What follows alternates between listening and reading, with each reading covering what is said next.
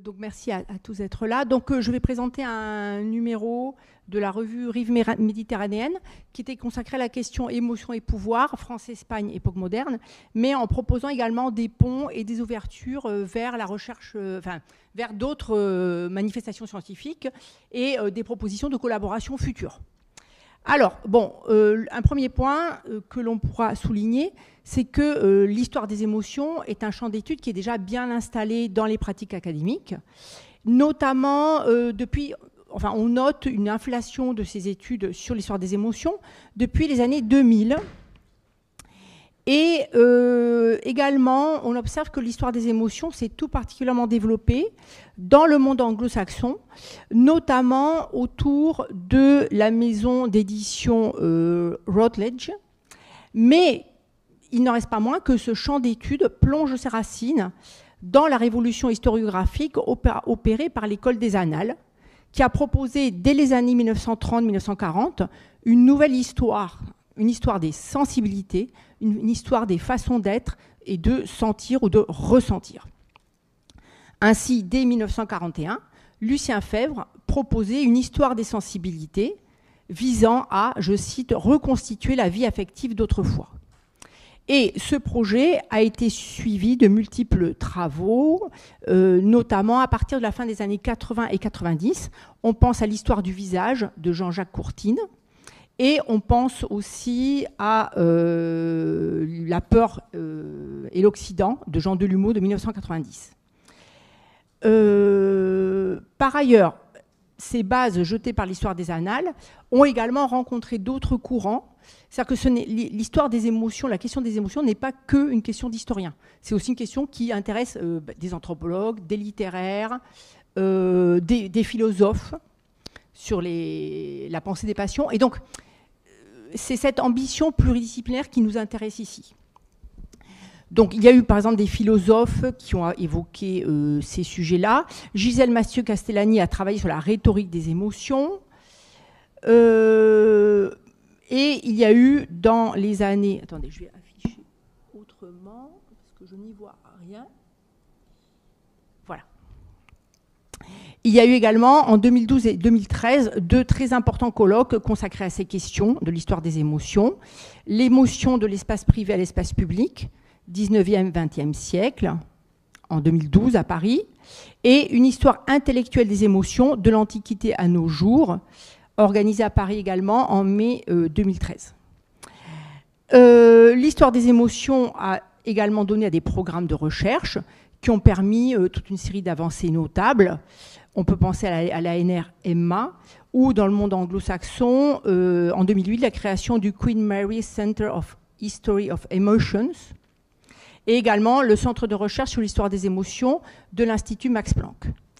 Nous avons également deux revues interdisciplinaires qui ont été consacrées à l'histoire des émotions. Alors, les relations entre les émotions et le politique a également commencé à être travaillées dès les années 80 par toute une série de chercheurs qui ont travaillé sur la représentation du pouvoir, les émotions du prince, les usages politiques des émotions, la relation entre émotions et changements sociaux, la notion de passion sociale, la capacité du prince à susciter des émotions et aussi à les manipuler. Et les recherches les plus récentes ont conduit à interroger les notions d'émotion collective et de communauté émotionnelle. Je pense à des ouvrages comme ceux de Rosenwein en 2006 ou Bocquet, Nagy et Dominguez en 2022. Alors, les 8 articles qui composent ce volume de revue proposent d'aborder l'étude des émotions depuis la question du pouvoir. Un premier point que nous voulions souligner, c'était que ce rapport entre émotion et pouvoir a longtemps été relégué au champ de l'anecdotique, inscrit dans l'instant, dans la spontanéité, dans l'irréflexion. Une gazette, un journal qui... Voilà, c'était, ou même maintenant dans tout ce qui est messagerie instantanée. Enfin, cette émotion, elle est dans l'instant, elle est dans le spontané. Mais l'émotion et sa relation politique, elle est aussi, c'est aussi un élément clé dans la dynamique du pouvoir.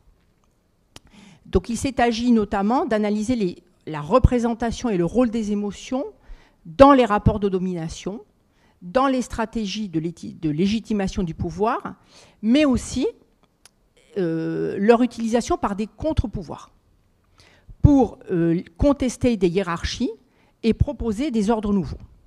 Comment les émotions, dans le champ des rapports de pouvoir, sont-elles représentées?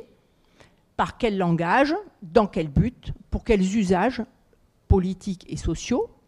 Et ces questionnements nous ont conduits à distinguer plusieurs pistes, axes ou problématiques qui ont permis de nourrir la réflexion. En premier lieu, s'est posée la question de la représentation des émotions dans le champ du politique par des discours ou des images. Quelque chose qui est déjà bien connu, mais je le dis aussi pour les étudiants qui sont présents ici, c'est que l'émotion n'est pas un processus sensible, individuel, intérieur. C'est d'abord et avant tout une construction culturelle qui s'inscrit dans le langage au sens large, dans la mesure où ce langage peut être du texte ou peut être une image. Donc c'est une construction culturelle qui convoque et manipule des signes, qui dialogue aussi avec des traditions, les reprenant ou rompant avec elles, et qui convoque aussi des rapports d'intertextualité ou d'intericonicité. Les émotions dans le champ du politique s'inscrivent ainsi dans des discours et des contre-discours. Car donc nous avons travaillé sur l'époque moderne, qui est une époque caractérisée par des régimes principalement autoritaires. Mais il ne faut pas s'imaginer que parce qu'on est sous des régimes autoritaires, que ces régimes ont toujours suscité des discours et des représentations totalement uniformes et homogènes. La part de la contestation est très importante. Et l'utilisation des émotions dans les contre-discours, les discours de contestation, est également très importante, laissant entendre toutes sortes de voix discordantes. La représentation des émotions au prisme des rapports du pouvoir conduit aussi à aborder la question de leur visibilité ou au contraire de leur invisibilisation. Et ce sont des questions qui sont encore très actuelles et que j'invite les étudiants et les collègues enseignants-chercheurs et les jeunes chercheurs, futurs chercheurs, à creuser. Par exemple, les gouvernants, les puissants, peuvent-ils montrer leurs émotions? Doivent-ils montrer leurs émotions? Et quelles émotions? On sent bien, nous l'avons vu à l'époque moderne, mais également à l'époque contemporaine. À l'époque moderne, il y a cet idéal de gravitas, cet idéal d'équanimité. Le roi, le prince doit être équanime. Et on a des représentations iconographiques qui montrent cette gravité du roi. Mais par ailleurs, certaines manifestations affectives peuvent être rendues visibles et orchestrées dans l'image publique des gouvernants. Les émotions participent donc à la mise en scène du pouvoir et à ses stratégies de légitimation. Mais elles n'ont pas toutes la même valeur et elles ne sont pas toutes légitimes sur le visage du gouvernant. Elles ne sont pas toutes recevables. Et pourquoi? En fonction de quel code? Quel code nous dit que telle émotion est acceptable, louable même, les larmes d'Omavin, et quelle émotion est critiquable. On pense par exemple à la colère de Mélenchon. Non, mais ce sont des choses qui sont très actuelles. Et nous avons travaillé sur l'époque moderne, mais les questions que nous avons abordées sont transposables à l'époque contemporaine. Et j'invite, je souhaiterais que ça débouche sur d'autres projets. La question demeure d'actualité. On a reproché à Élisabeth II l'indifférence lors de la mort de Lady Diana.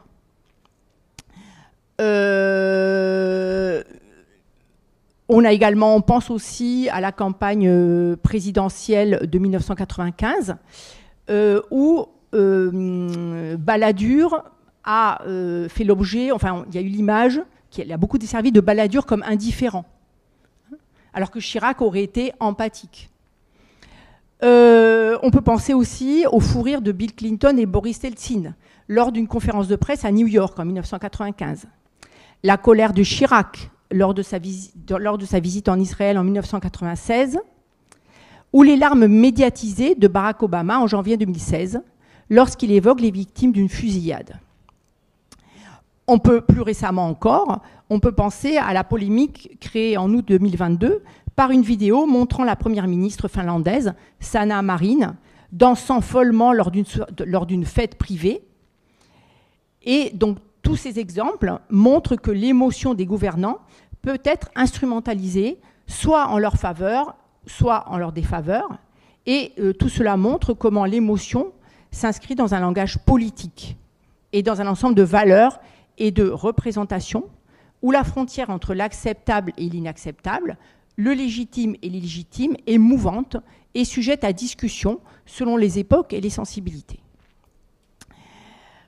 Enfin, l'analyse des émotions au prisme du politique invite à se pencher sur la question du partage des émotions, leur transmission, leur circulation entre dominants et dominés, d'une part, entre élites et couches populaires, mais également, et c'est une autre question, à l'intérieur de groupes sociaux déterminés qui s'identifient soit par le partage d'une émotion commune, soit aussi par leur capacité à dominer les émotions. On pense par exemple à l'opposition entre les aristocrates capables de dominer leurs émotions, opposés aux vulgaires, aux plébéiens, qui ne peuvent pas maîtriser leurs émotions et qui les laissent voir de manière grossière ou vulgaire.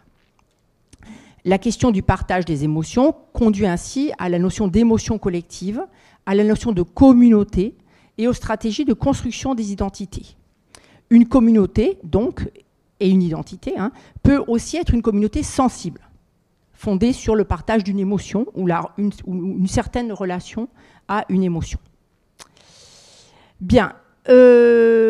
Enfin, les émotions, leur partage et leur circulation sont aussi au cœur de stratégies de contestation du pouvoir.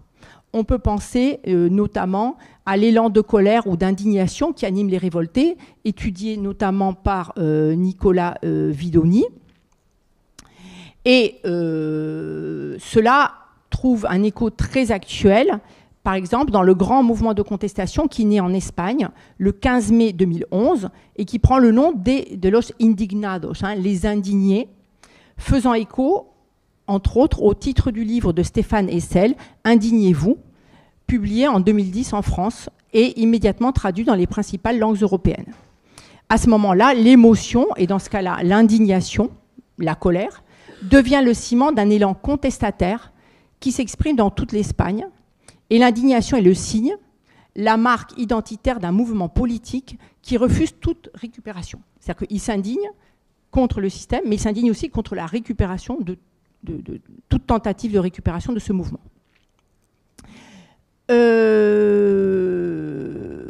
Voilà, donc je présente rapidement les articles.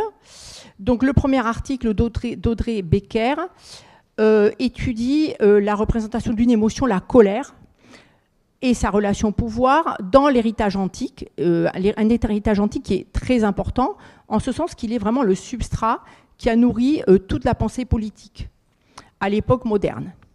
L'auteur y analyse le rôle de la colère dans la représentation du bon prince à partir de deux textes fondamentaux de l'Antiquité, le De Ira de Sénèque et le De Ira Dei de la colère de Dieu de Lactance.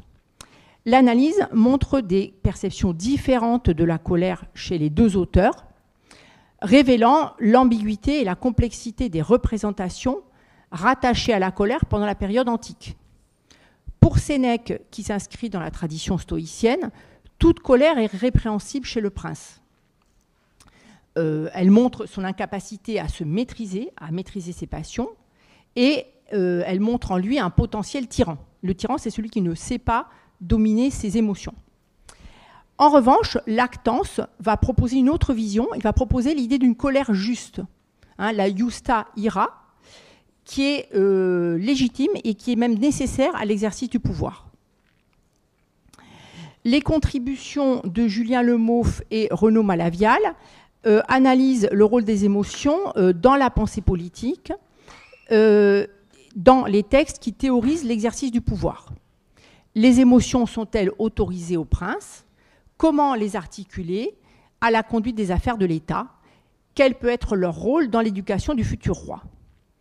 L'article de Julien Mauff analyse le rôle des sentiments dans la pensée politique à l'époque baroque, depuis Machiavel jusqu'aux mémoires de Richelieu.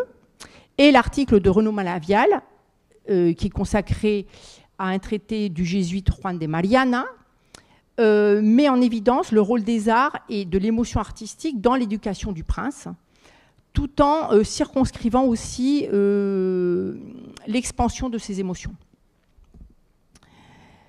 La réflexion de Mariana évoque donc la place des arts et des émotions dans l'éducation du futur monarque, mais aussi la gestion de ces émotions dans l'espace public. L'article de Pierre Civil apporte un éclairage à la question depuis l'iconographie.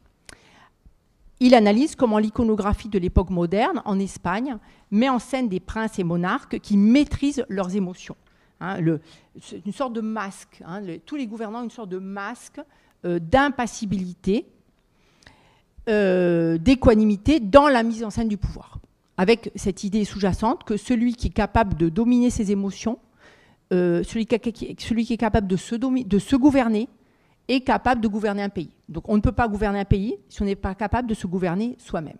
Et cela ressort aussi, par exemple, dans les polémiques qui ont été suscitées par la colère de Mélenchon, en quelque part. Ça c'est ressorti de manière très actuelle. Ce sont des représentations qui ne sont pas ancrées dans un passé lointain. Elles sont très actuelles. L'article de Stanis Pérez analyse un épisode particulier, c'est la fistule anale qui frappe Louis XIV, une fistule très douloureuse, en 1686-1687, telle qu'elle est mise en scène, dépeinte, racontée par l'abbé de Choisy. Sous la plume de Choisy, cet épisode génère un éventail de représentations qui mettent en lumière, ce qui est présenté, c'est le stoïcisme du roi, sa force morale pour supporter la douleur, donc sa résistance à la douleur fait de lui un bon roi. Enfin, en tout cas, c'est comme ça que c'est présenté. L'abbé de Choisy met également en avant la douleur partagée par ses sujets. Donc, ce partage de la douleur entre le roi et tous les sujets qui font dire des messes, qui pleurent. Et enfin, la joie des sujets lors de son rétablissement. La reconstruction de l'événement, parce qu'on est vraiment face à une réécriture de l'événement, sous la plume de l'abbé de Choisy, nous permet de mesurer à quel point le corps et la souffrance physique du prince peuvent devenir les alibis d'une émotion toujours politisée. Et on peut trouver des résonances très actuelles dans la monarchie anglaise. Le cancer du roi Charles, le cancer de la princesse de Galles, la dignité de la princesse de Galles, voilà, tout cela a des résonances très, très actuelles. Très actuelles. Ma contribution a essayé de montrer comment la représentation des émotions, et en l'occurrence les émotions du prince, est au cœur de stratégies de propagande et de manipulation politique, et comment elle fait l'objet d'interprétations et de lectures très différentes, alimentant des images du pouvoir qui peuvent être radicalement opposées. J'analyse dans ma contribution la colère, l'emportement de Philippe IV, qui abat un taureau lors d'une fête courtisane en 1631. Et différentes sources traitent cet événement. Certaines sources sont critiques. Elles présentent cet emportement du roi comme le fruit d'un caprice, d'une impatience, d'un jeune roi capricieux, impatient, qui ne sait pas se dominer, qui ne sait pas dominer son impatience, et qui abat le taureau parce que ça ne va pas assez vite, le spectacle ne se déroule pas comme il le souhaite. Et après, d'autres sources, au contraire, convoquent la notion de justa ira, de colère juste et légitime. Enfin, les derniers articles d'Emmanuel Buvat et Nicolas Vidoni explorent la question des émotions collectives, leur orchestration par le pouvoir ou leur rôle dans la création des nouveaux ordres politiques. Emmanuel Buvat analyse le rôle des émotions dans les processions madrilènes au XVIIe siècle, et elle montre comment ces émotions, notamment l'émerveillement, l'admiration, l'exaltation populaire, sont des émotions totalement façonnées et instrumentalisées pour mettre en scène une société unie derrière son souverain.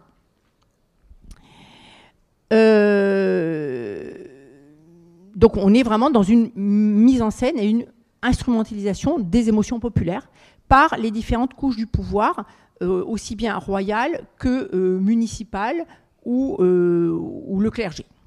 Enfin, l'article de Nicolas Vidoni nous invite à relire, sous l'angle des émotions, un épisode de la Révolution dans la ville de Montpellier dans les années 1788-1790. L'auteur y montre l'expression pendant ces 2 années d'émotions nouvelles chez la population urbaine, selon des modalités parfois originales, qui permettent de mettre en évidence la volonté de construire un ordre nouveau. Donc, ordre nouveau, cet ordre nouveau s'appuie sur des émotions. Voilà, donc merci pour votre attention et surtout, voilà, j'ouvre sur de nouveaux projets. Ah, notamment, pardon, j'ai oublié de le dire. Je co-organise un colloque, notamment un colloque à Limoges en juin sur les larmes, qui va interroger justement cette ambiguïté des larmes, cette utilisation des larmes, cette instrumentalisation des larmes, la question de la colère, est encore quelque chose qui est très contemporain, me semble-t-il, la question de montrer ou ne pas montrer les émotions, quelles émotions peut-on montrer, et cela est encore valable à l'époque des réseaux sociaux, hein. C'est-à-dire que ça, bon, au-delà de la question émotion et pouvoir, la question des émotions dans la mise en scène de soi, elle est très actuelle, par exemple dans les réseaux sociaux. Hein, il y a des émotions qui sont montrables, il y a des émotions qui ne sont pas montrables. Pourquoi? Selon quel code, selon quel langage? Voilà, merci beaucoup.